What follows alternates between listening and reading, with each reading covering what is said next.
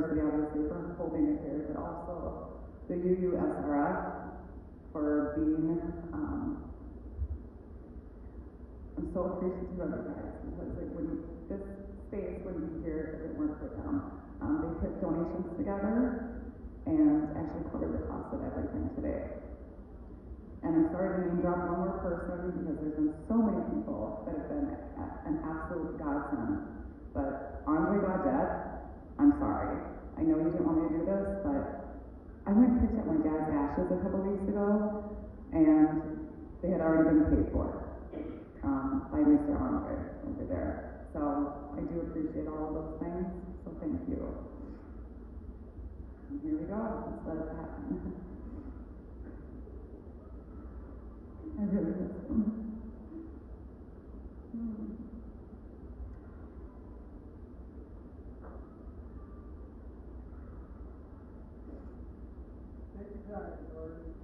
Thank you.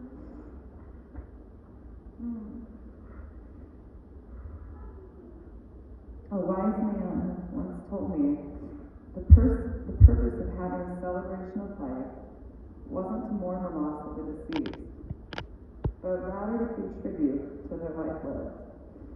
It was a celebration for the living, and a time to relive the deceased past in all its glory. That wise man was none other than my pops, Gunelson. In honor of him, I would like to focus on his character over the pain his loss has caused. Before I begin, I want to pass along something that he said before he passed.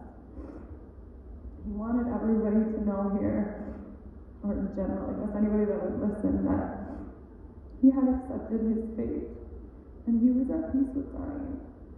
Not surprisingly, his only concern was leaving behind his family. A loss of this magnitude carries an immense amount of grief. I didn't know what life could be like without him. The mere thought of his absence made me sob. Ooh, now I can't see it.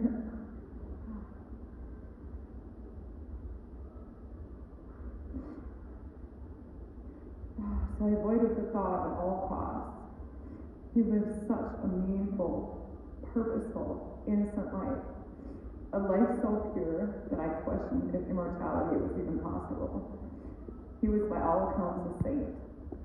Inevitably, I knew the day would come where he'd have to relate to rest, but truly had no way of mentally preparing for it.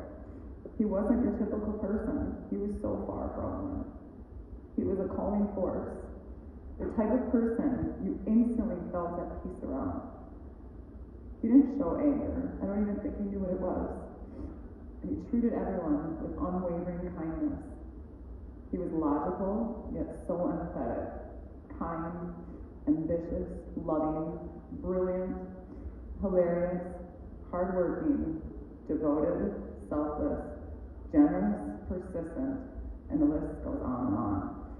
He generally cared for all living things, well, almost all living things. He did have a strong distaste for President Trump.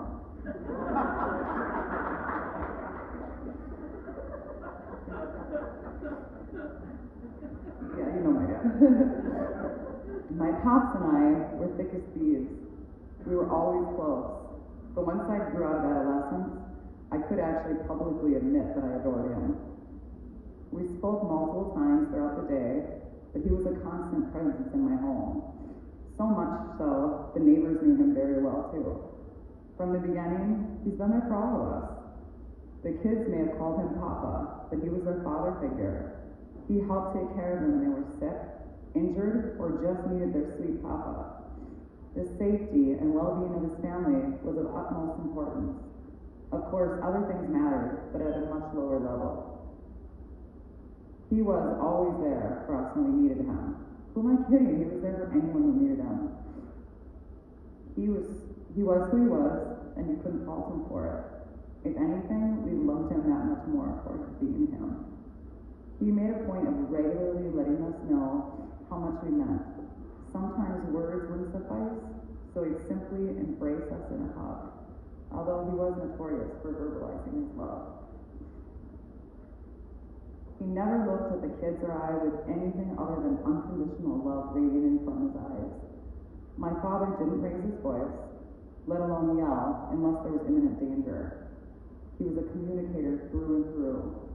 He didn't take things personally and challenged us to do the same. He saw us for all our beauty and wanted us to do the same. He cherished us, and he wanted nothing more for us than to see what we did. He built our confidence up, and when that foundation would begin to crumble, he'd be there with cement, keeping our structure from falling. He's not here with us in physical form, but he'll always be here. You can see his character traits, morals, values, and beliefs in each of us. The kids and I strive to be just like him. He wasn't just a glass half full man. His glass was filled to the rim. He spun undesirable situations into learning lessons on growth. When hope seemed lost, he found the light and guided others to find their way. He was an optimist who, despite his arduous battles with cancer, kept this mindset. As our eyes filled with tears each time with the news of cancer, he was the one putting our minds at ease. I'm grateful we spent many years with him. I'm blessed he knew how much we loved him, and I'm proud that I got to call him my Pops.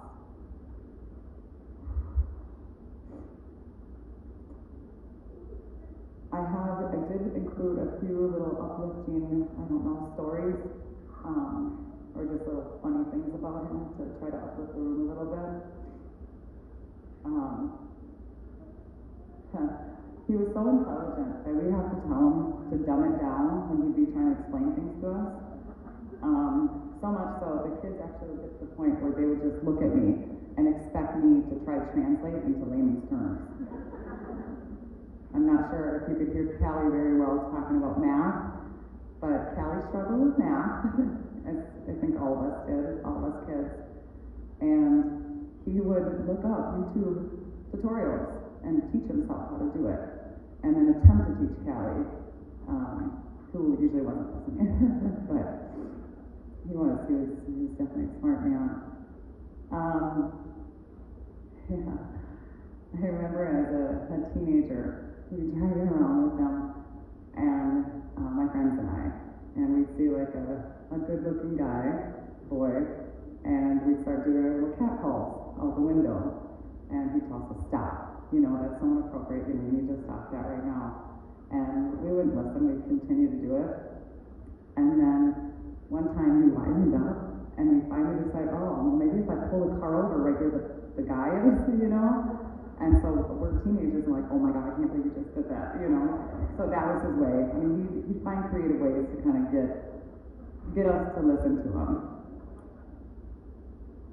With Maxie, his sweet little love, the youngest grandbaby, she kind of has like a resting bee face. And he made the comment, I said to him, I'm like, look at that resting bee face. And he's like, are you sure it's resting? And then the last one I'm just going to end with right now, because there's so many that I could share. And when I was obviously much younger, I was probably preteen, friends that didn't know what he did for a job, and he'd come to the house, or he'd be leaving the house, and he'd say, okay, I gotta go shoot the basketball team. All my friends thought he was an assassin. Thank you guys so much.